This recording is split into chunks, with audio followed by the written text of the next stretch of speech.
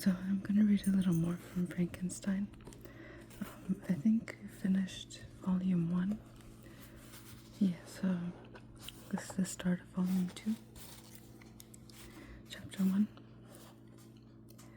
Nothing is more painful to the human mind than after the feelings have been worked up by a quick succession of events, the dead calmness of inaction and certainty which follows and deprives the soul both of hope and fear. Justine died. She rested, and I was alive. The blood flowed freely in my veins, but a weight of despair and remorse pressed on my heart, which nothing could remove. Sleep fled from my eyes. I wandered like an evil spirit, for I had committed deeds of mischief beyond description horrible, and more, much more, I persuaded myself, was yet behind. Yet my heart overflowed with kindness and the love of virtue. I had begun life with benevolent intentions, and thirsted for the moment when I should put them in practice, and make myself useful to my fellow beings. Now all was blasted. Instead of that serenity of conscience which allowed me to look back upon the past with self-satisfaction, and from thence to gather promise of new hopes, I was seized by remorse and the sense of guilt, which hurried me away to a hell of intense tortures, such as no language can describe. This state of mind preyed upon my health, which had perhaps never entirely recovered from the first shock it had sustained. I shunned the face of man. All sound of joy or complacency was torture to me. Solitude was my only consolation, deep, dark, death-like solitude. My father observed with pain the alteration perceptible in my disposition and habits, and endeavored by arguments deduced from the feelings of his serene conscience and guiltless life to inspire me with fortitude and awaken in me the courage to dispel the dark cloud which brooded over me. "Do you think, Victor," said he, "that I do not suffer also? No one could love a child more than I loved your brother." Tears came into his eyes as he spoke. "But it is not a duty to the survivors that we should refrain from augmenting their unhappiness by an appearance of immoderate grief. It is also a duty owed to yourself, for excessive sorrow prevents improvement or enjoyment, or even the discharge of daily usefulness, without which no man is fit for society." This advice, although good, was totally inapplicable to my case. I should have been the first to hide my grief and console my friends, if remorse had not mingled its bitterness, and terror its alarm, with my other sensations. Now I could only answer my father with a look of despair, and endeavored to hide myself from his view. About this time we retired to our house at Belrive. This change was particularly agreeable to me. The shutting of the gates regularly at 10 o'clock, and the impossibility of remaining on the lake after that hour, had rendered our residence within the walls of Geneva very irksome to me. I was now free. Often, after the rest of the family had retired for the night, I took the boat and passed many hours upon the water. Sometimes with my sails set, I was carried by the wind, and sometimes after rowing into the middle of the lake, I left the boat to pursue its own course, and gave way to my own miserable reflections. I was often tempted, when all was at peace around me, and I the only unquiet thing that wandered restless in a scene so beautiful and heavenly, if I except some bat, or the frogs, whose harsh and interrupted croaking was heard only when I approached the shore.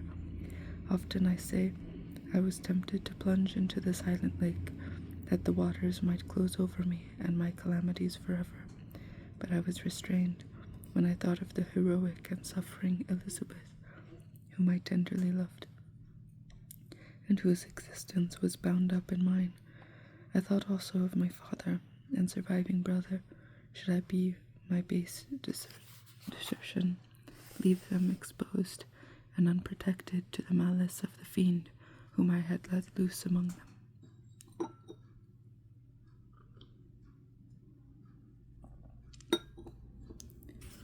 At these moments I wept bitterly, and wished that peace would revisit my mind, only that I might afford them consolation and happiness. But that could not be. Remorse extinguished every hope. I had been the author of an unalterable of evils, and I lived in daily fear lest the monster whom I had created should perpetrate some new wickedness. I had an obscure feeling that all was not over, and that he would still commit some signal crime, which by its enormity should almost efface the recollection of the past. There was always scope for fear, so long as anything I loved remained behind. My abhorrence of this fiend cannot be conceived. When I thought of him, I gnashed my teeth, my eyes became inflamed, and I ardently wished to extinguish that life which I had so thoughtlessly bestowed. When I have reflected on his crimes and malice, my hatred and revenge burst all bounds of moderation. I would have made a pilgrimage to the highest peak of the Andes, could I, when there have precipitated him to their base. I wished to see him again, and that I might wreak the utmost extent of abhorrence on his head, and avenge the deaths of William and Justine. Our house was the house of mourning. My father's health was deeply shaken by the horror of recent events. Elizabeth was sad and desponding. She no longer took delight in ordinary occupations. All pleasure seemed to her sacrilege toward the dead. Eternal woe and tears, she then thought, was just tribute she should pay to innocence so blasted and destroyed. She was no longer that happy creature who in earlier youth wandered with me on the banks of the lake and talked with ecstasy of our future prospects. The first of these sorrows which are sent to wean us from the earth had visited her, and its dimming influence quenched her dearest smiles. When I reflect, my dear cousin, said she, on the miserable death of Justine Moritz, I no longer see the world and its works as they appeared to me. Before I looked upon the accounts of vice and injustice that I read in books or heard from others as tales of ancient days or imaginary evils, at least they were remote and more familiar to reason than to the imagination. But now misery has come home, and men appear to me as monsters thirsting for each other's blood. Yet I am certainly unjust. Everybody believed that poor girl to be guilty, and if she could have committed the crime for which she suffered, assuredly she would have been the most depraved one of human creatures. For the sake of a few jewels, to have murdered the son of her benefactor and friend, a child whom she had nursed from its birth, and appeared to love as if it had been her own. I could not consent to the death of any human being, but certainly I should have thought such a creature unfit to remain in the society of men. But she was innocent. I feel she was innocent.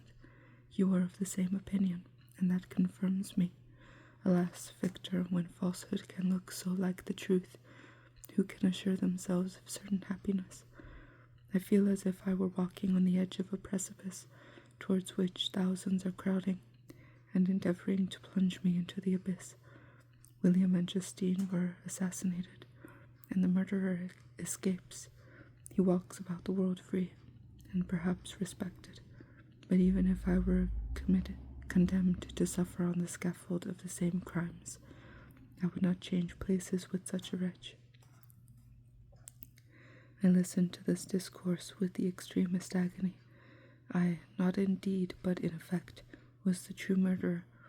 Elizabeth read my anguish in my countenance, and kindly taking my hand, said, "My dearest friend, you can calm yourself. These events have affected me God knows how deeply, but I am not so wretched as you are. There is an expression of despair, and sometimes of revenge, in your countenance that makes me tremble. Dear Victor, banish these dark passions. Remember the friends around you, who centered all their hopes in you. Have we lost the power of rendering you happy? Ah, while we love, we are true to each other. Here in this land of peace and beauty, your native country, we may reap every tranquil blessing. What can disturb our peace? And could not such words from her, whom I fondly prized before every other great gift of fortune, suffice to chase away the fiend that lurked in my heart? Even as she spoke, I drew near to her, and, as if in terror, lest at that very moment the destroyer had been near to rob me of her.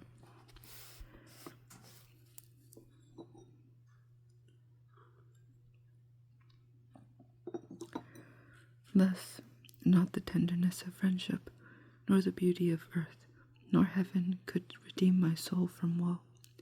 The very accents of love were ineffectual. I was encompassed by a cloud which no beneficial influence could penetrate.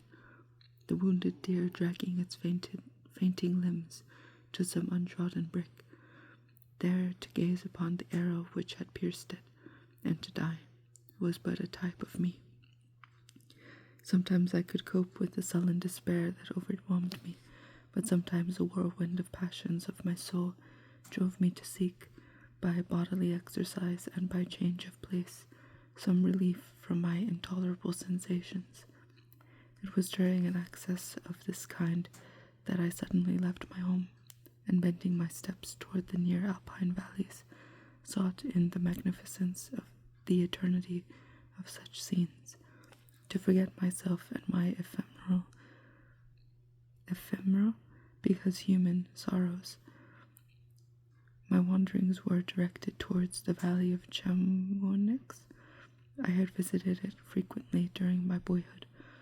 6 years had passed since then. I was a wreck, but not had changed in those savage and enduring scenes.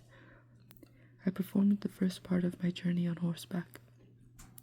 I afterwards hired a mule, as the more sure-footed and least liable to receive injury on these rugged roads. The weather was fine. It was about the middle of the month of August, nearly 2 months after the death of Justine, that miserable epoch from which I dated all my woe. The weight upon my spirit was sensibly lightened, as I plunged yet deeper into the ravine of Arve, the immense mountains and precipices that overhung me on every side, the sounds of the river raging among the rocks, and the dashing of the waterfalls around, spoke of a power mighty as omnipotence, and I ceased to fear, or to bend before any being less almighty than that which had created and ruled the elements, here displayed in their most terrific guise. Still, as I ascended higher, the valley assumed a more magnificent and astonishing character. Ruined castles hanging up on the precipices of piney mountains, the impetuous Arve, the cottages every here and there peeping forth from among the trees, formed a scene of singular beauty, but it was augmented and rendered sublime by the mighty Alps, whose white and shining pyramids and domes towered above all, as belonging to another earth, the habitations of another race of beings. I passed the bridge of Pellicer, where the ravine which the river forms opened before me, and I began to ascend the mountain that overhangs it. Soon after I entered the valley of Chamonix. This valley is more wonderful and sublime, but not so beautiful and picturesque as that of Servox, through which I had just passed. The high and snowy mountains were its immediate boundaries, but I saw no more ruined castles and fertile fields. Immense glaciers approached the road. I heard the rumbling thunder of the falling avalanche, and marked the smoke of its passage. Mont Blanc, the supreme and magnificent Mont Blanc, raised itself from the surrounding Aiguille and its tremendous dome, overlooked the valley. A tingling, long-lost sense of pleasure often came across me during this journey. Some turn in the road, some new object suddenly perceived and recognized, reminded me of days gone by, and were associated with the light-hearted gaiety of boyhood. The very winds whispered in soothing accents, and the maternal nature bade me weep no more. Then again the kindly influence ceased to act. I found myself fettered again to grief and indulging in all the misery of reflection. Then I spurred on my animal, striving to forget the world and my fears, and more than all, myself, or in a more desperate fashion. I alighted and threw myself on the grass, weighed down by horror and despair. At length I arrived at the village of Chamonix. Exhaustion succeeded to the extreme fatigue both of body and of mind, which I had endured.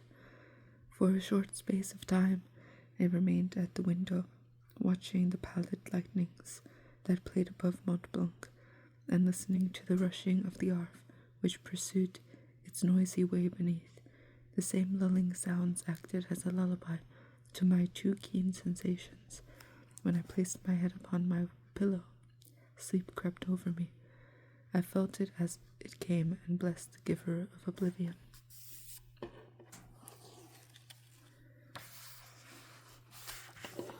that's that. I'll continue reading that in another video.